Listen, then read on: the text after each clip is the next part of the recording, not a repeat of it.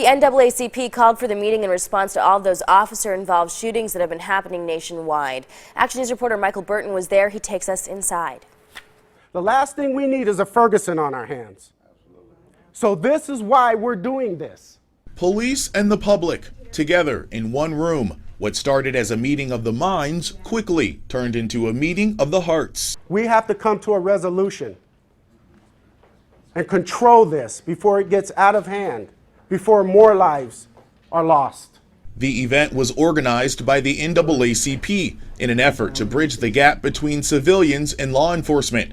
Local NAACP leaders believe the tension between police and minorities has only intensified since the death of Michael Brown in 2014. He was shot and killed by a Ferguson officer.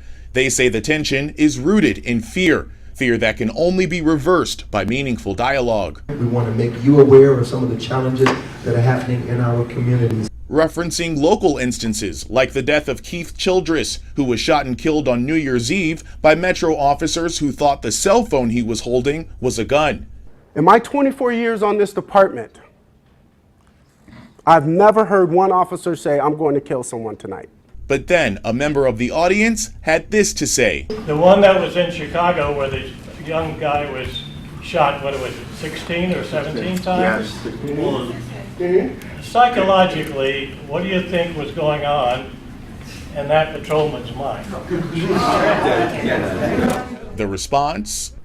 I have no clue. You got to take every person as an individual. Because you have an experience with one cop that's bad, don't mean you're going to have a bad experience with the next one. Which is exactly why everyone at the meeting agreed that communication is key, leading to the announcement of Metro's Community Engagement Unit, where youth can participate in athletic competitions with cops, after-school programs with cops, and the list goes on. NAACP leaders tell me this is just the first meeting in a series of discussions they plan to have with local law enforcement, because more conversation equals more understanding. I'm Michael Burton, Channel 13 Action News.